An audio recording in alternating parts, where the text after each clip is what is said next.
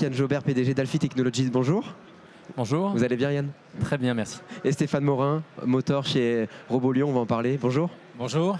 Alors justement, on va revenir. Est-ce que vous étiez là il y a une petite demi-heure pour assister à l'entretien avec Pénélope et Victor? Non, hélas, je suis arrivé juste après. À vélo, mais je suis allé les voir et j'ai vu leurs machines et les petits films. C'est vraiment super impressionnant. Et je vais vous une expliquer très belle réussite. Le lien, on va en parler effectivement. Je vais vous expliquer le lien Pénélope et Victor qui étaient tout à l'heure avec nous, les deux jeunes de 16 ans qui sont membres de l'association RoboLion. Voilà, Stéphane est un des mentors de RoboLion, c'est ça? Est-ce que vous pouvez nous présenter l'association RoboLion? C'est simple, c'est 25 élèves, 8 mentors et chaque année ils participent à une compétition qui s'appelle First Robotic Competition. Il y a 4000 équipes dans le monde, une en France, qui est RoboLion. Et l'objectif, c'est sur un thème donné. Donc en 2020, c'était le thème Star Wars. Sur un thème donné, de construire un robot en 6 semaines. Depuis un cahier des charges tout simple, où on va vous donner la limite des robots, le poids du robot et certaines fonctionnalités. Donc c'est une aventure humaine parce que c'est des lycées généralistes. Bien sûr. Ils n'ont pas fait de CAO de leur vie. La passion est personnelle. Enfin, la formation, c'est ce qui m'expliquait. C'est que de l'auto-formation voilà, et de la persévérance. S'il y a un mot, c'est la persévérance. Parce que il faut persévérer pour arriver à sortir le robot en 6 semaines. Et ils ont quel âge? Entre 14 et 18 ans. Donc 14-18 ans, ils sont dans des lycées généraux et ils font partie de l'association. Et l'association, effectivement, leur permet aussi de se réunir et de pouvoir fabriquer quelque chose et de participer à ce concours pour resituer. Yann, une présentation d'Alfie Technologies. Oui, bonjour. Donc Alfie Technologies, c'est une PME qui est située dans le Maine-et-Loire, à côté de Cholet. Et on conçoit des équipements intelligents, connectés, respectueux de l'environnement, qui vont produire des matériaux de construction pour les bâtiments isolés, les nouveaux bâtiments passifs, et puis des solutions robotiques automatisées pour le stockage et le déstockage, puisque c'est un grand enjeu aujourd'hui. On parle beaucoup de relocalisation en France après la crise Covid. Relocaliser, il faut qu'on le fasse de manière différente de ce qu'on a pu faire avant. Et l'automatisation, notamment de la manutention, c'est un élément absolument clé. Donc c'est là-dessus qu'on travaille avec mes équipes. Et on travaille en France pour une partie, mais on travaille aussi beaucoup à l'international, puisqu'on va livrer des usines, par exemple, de fabrication de laine de verre, de laine de roche, en Corée, au Canada ou en Australie. Et nos solutions automatisées de logistique, on va travailler avec Amazon, dans tous les centres Amazon du monde. Voilà. On parlait tout à l'heure d'adaptation, de pivot, de changement. J'imagine que ces métiers que vous développez, vous dites aujourd'hui on est pour la localisation. Vous avez, je ne sais pas depuis quand Alfie Technologies existe, mais j'imagine qu'il y a eu des pivots aussi au sein de l'entreprise. La vie de l'entreprise n'est pas un long fleuve tranquille. Donc moi j'ai repris l'entreprise il y a 10 ans. Ouais. Il y a 10 ans, en 2009, il y avait une première crise. Les entreprises ont fait faillite à l'époque, en cessation de paiement. Moi, je venais juste d'arriver dans ces entreprises, je venais d'un grand groupe. Donc, je commençais à bien les connaître. Ça faisait 6 mois que j'étais là. Et paf, cessation de paiement, tout s'arrête. Et moi, j'avais compris qu'il y avait des choses à faire, qu'il y avait des vrais savoir-faire. Et moi, j'ai dit, je vais reprendre. Donc, j'ai monté un projet de reprise. Je suis allé voir des financiers. À l'époque, c'était pas trop tendance de l'industrie, donc personne n'en a voulu. Il n'y avait pas le plan France Relance non plus. L'État ne s'était pas mobilisé comme il s'est mobilisé pendant cette crise. C'est sûr. Donc voilà, c'était un peu le darwinisme entrepreneurial. Voilà, les entreprises les plus faibles allaient partir. Donc moi, je les ai reprises, j'ai hypothéqué ma maison. Je venais d'avoir mon 3e enfant, donc ma femme était fatiguée, elle m'a laissé faire. Et on a redémarré comme ça. Et à l'époque, mon entreprise faisait à peu près 50% de chiffre d'affaires avec Michelin, où on faisait des machines pour eux dans le monde entier, et 50% dans la terre cuite. Et il y a eu des grandes tendances. Michelin aujourd'hui fabrique ses équipements plutôt avec des fabricants polonais ou chinois, donc ils ne travaillent plus avec des sociétés françaises comme nous. La terre cuite, il y a beaucoup d'usines qui se sont montées. Il n'y a plus de marché pour fabriquer des nouvelles usines de terre cuite, ni en France ni ailleurs dans le monde.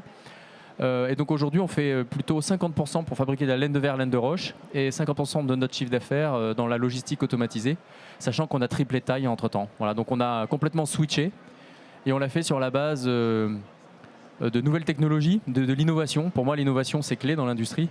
C'est pour ça que quand on parle des jeunes, c'est un moteur aussi pour les faire venir. On a intégré la robotique, évidemment, mais surtout beaucoup le digital. Des jumeaux numériques d'usine, il y a 7-8 ans déjà. Donc à l'époque, on n'en parlait pas beaucoup. Maintenant, c'est un peu plus commun. Et on a des usines qui sont réellement connectées, qui remontent de l'information et qui vont nous permettre de faire de la maintenance prédictive en fonction des signaux qui sont émis. On se dit tiens, il y a une petite faiblesse là dans le moteur électrique. À mon avis, dans une centaine ou un millier, dans une centaine d'heures, il risque de tomber en panne. Et donc on le change avant qu'il tombe en panne. Voilà, donc c'est un changement majeur d'approche dans l'industrie. Et c'est toutes ces petites innovations qui font qu'aujourd'hui on gagne des parts de marché et on répond aux besoins des industries et notamment de celles qui veulent relocaliser en France, parce que c'est une clé de compétitivité. On va parler de l'image de l'industrie, ça a été le sujet, et c'est un sujet qui revient beaucoup dans la journée avec tous les entrepreneurs qu'on a. Et Pénélope, qui était là tout à l'heure, donc une étudiante Robolion, disait, alors ils avaient un parcours différent avec Victor. Victor est passionné depuis très longtemps. Pénélope disait, moi la vision que j'avais, c'était Charlie Chaplin, les temps modernes, effectivement de l'industrie. Et pourtant elle est jeune, hein. Pourtant c'était pas il y a 10 ans, c'était son image il y a 2-3 ans, avant effectivement de s'intéresser certainement, avant d'intégrer Robolion. C'est tout ce travail qu'il y a à faire, et j'imagine que c'est ce qui vous anime, vous Stéphane, avec Robolion, c'est de changer l'image de montrer ce qui est l'image de l'industrie. C'est surtout connecter l'industrie aux lycéens. C'est surtout ça déjà. C'est travailler avec les entreprises, faire visiter les entreprises aux lycéens, leur montrer les métiers. Et évidemment casser cette image ancestrale, hein, parce que l'industrie d'aujourd'hui est nettement plus moderne. Et puis, ça aussi leur permettre de découvrir peut-être un métier qu'ils auront envie de faire. Et c'est vrai que en 4 ans de participation en Robolion, moi j'ai vu beaucoup de jeunes qui se sont trouvés des vocations. Alors pas forcément pour certains en industrie, ça peut être en communication, mais d'autres en industrie. Et aujourd'hui, il y a les 3/4 des jeunes de Robolion qui partent dans des filières techniques, soit pour faire de la robotique, soit pour faire de l'intelligence artificielle, qui peut être associée évidemment à l'industrie, puisque forcément ça va de pair. Voilà, donc aujourd'hui, c'est le but avant tout, sous un aspect ludique, d'inspirer ces jeunes sur les métiers de demain, parce que c'est aussi les talents de demain. Bien sûr. Est-ce qu'il y a une difficulté à recruter des jeunes talents ? Oui, et on l'a vu, la première chose, c'est qu'il faut gagner la bataille des cœurs. Les jeunes n'ont pas forcément d'appétence pour aller dans l'industrie au départ. Donc c'est pour ça qu'on a le petit coq bleu. Hein. Le petit coq bleu, moi je suis ambassadeur French Fab pour le Maine-et-Loire, hein, dans les pays de la Loire. Et le sujet de ce French Fab, c'est de donner une nouvelle image de l'industrie aux jeunes, de leur expliquer quels sont les métiers. Et très tôt, tu l'as dit, dès le lycée, il faut susciter des vocations pour qu'ils s'orientent dans les bonnes filières. Parce que s'ils ne s'orientent pas dans les bonnes filières, par la suite c'est trop tard. On n'a plus de candidats pour faire des BTS de maintenance ou d'automatisme ou pour faire des écoles d'ingénieurs. Et puis effectivement les filières se tarissent. Donc très tôt, il faut prendre le taureau par les cornes et encore une fois changer l'image de l'industrie. Et donc nous on le fait avec la French Fab. Le French Fab Tour vient de se terminer. Il se termine ici aujourd'hui. Donc dans chacune des 13 villes, on a accueilli des jeunes, des lycéens, des collégiens à qui on expliquait l'industrie, quels sont les métiers, avec des illustrations, comme le robot qu'on a vu là, des illustrations sur le digital, sur les robotiques ou sur les machines. Tout ça pour, encore une fois, allumer des petites lumières dans les yeux. Et puis après, on complète aussi en ouvrant les portes des industries. Donc dans toutes les régions aujourd'hui, lors des semaines de l'industrie, les PME comme les grands groupes, mais nous pour les PME on a un vrai sujet, hein.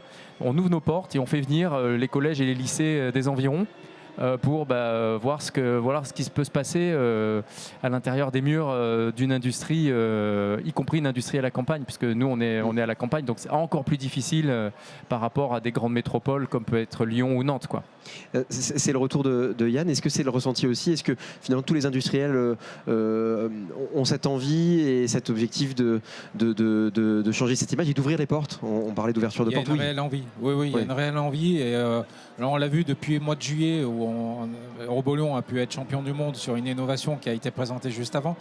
Ça suscite beaucoup d'intérêt. Et surtout, l'industriel s'aperçoit aussi que le jeune est à la portée parce qu'avant il fallait passer les portes du lycée et tout ça. Non, à travers ces associations, on accède directement aux jeunes.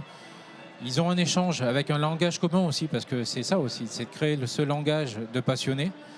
Et quand ils se découvrent que ces jeunes ont autant de passion que pour eux, pour leur métier, Et ben ça fait des étincelles et on le voit bien. Et aujourd'hui, même sur le stand, il y a plein de personnes qui sont prêtes à nous accompagner, plein d'industriels, parce qu'ils croient en ces jeunes talents. Ça vous inspire quoi, Robolion, Yann? Moi, je trouve ça absolument formidable. J'ai suivi ça sur les réseaux sociaux. C'est comme ça que j'ai découvert l'initiative. Et donc, quand on s'est parlé avec Stéphane, on s'est dit, voilà, on l'a fait à Lyon, mais maintenant, il faut qu'on le fasse à Nantes, enfin, en Pays de la Loire. Oui, parce qu'il n'y a qu'une équipe en France. Il n'y a qu'une équipe aujourd'hui. Il n'y a qu'une équipe en France. Ouais. Et l'idée, c'est vraiment qu'on multiplie. Et je prends Yann au mot.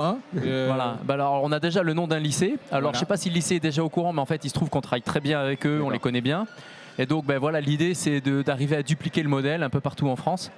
Parce que c'est à travers ces initiatives aussi un peu ludiques qu'on va arriver à attirer les jeunes, quoi. Voilà. Et pour justement encadrer tout ça, on est en train de créer Robotic First France, qui va permettre d'associer les industriels, les lycéens, les lycées et tous les partenaires qui ont envie de vivre cette aventure, parce que c'est une vraie aventure humaine avec ces jeunes talents. Voilà. Donc Yann, vous allez monter cette équipe, créer cette équipe? Oui, avec un partenaire, il faut qu'on trouve un lycée, mais je pense qu'on l'a trouvé. Et l'idée, en effet, c'est s'associer à plusieurs industriels. Donc, dans la région Pays de la Loire, c'est une région qui est très dynamique, comme la région Auvergne-Rhône-Alpes. Il y a beaucoup de PME très en avance sur l'aspect robotique, digital, à destination soit de l'agroalimentaire, soit de l'aéronautique. Et donc, pour nous, industriels, l'avantage, c'est encore une fois de faire connaître nos entreprises aux jeunes. Parce que quand on sort du lycée, on va connaître les grands groupes, on va connaître Thales, Airbus, on ne va pas forcément connaître les petites entreprises, et pourtant il y a des très belles opportunités aussi. Donc l'idée, c'est de se faire connaître, de se faire identifier, et puis encore une fois, d'accompagner ces jeunes et de donner une bonne dynamique. Et c'est bien pour l'entreprise, et c'est surtout aussi extraordinaire pour les encadrants qui sont dans les entreprises. Ça valorise leur métier. Donc moi, mes équipes seront ravies, encore une fois, de passer un peu de temps avec des jeunes, de leur transmettre leur passion, leur métier et de les entraîner, quoi. Je pense qu'il y a une forme d'émulation fantastique. Je ne sais pas si tu peux nous donner ce retour. Les jeunes sont friands de justement cet échange avec les bureaux d'études, avec les industriels, parce que ça met du concret. Vraiment, ça met du concret sur, même si là c'est ludique, mais faire un convoyeur avec une intelligence dessus, ça va être beaucoup plus percutant. Et puis c'est aussi la passation des générations, parce que c'est aussi transmettre le savoir des anciennes générations avec un modèle qui peut les bousculer, parce que ces jeunes arrivent aussi avec plein d'idées et qu'il faut écouter, parce que des fois ils ont des très bonnes idées. Et c'est là où ça crée une émulsion pour les entreprises qui est super. Alors je ne sais pas si c'est le cas pour Victor et Pénélope avant l'aventure Robolion, mais ils ont un degré de maturité qui est incroyable. Et ils me disaient, on travaille en équipe, on doit chercher des financements, on se trompe, on recommence, on crée. Ça ressemble un peu au monde de l'entreprise, déjà. Tout à fait. Et à destination des jeunes, moi j'ai un message à faire passer, c'est on cherche des compétences techniques, c'est sûr. Mais ce qu'on cherche surtout, c'est des comportements, des valeurs, des savoir-être. Moi, ce qui me plaît, c'est de voir des jeunes qui sont curieux d'apprendre, qui sont capables d'avoir de l'autonomie, de proposer des idées.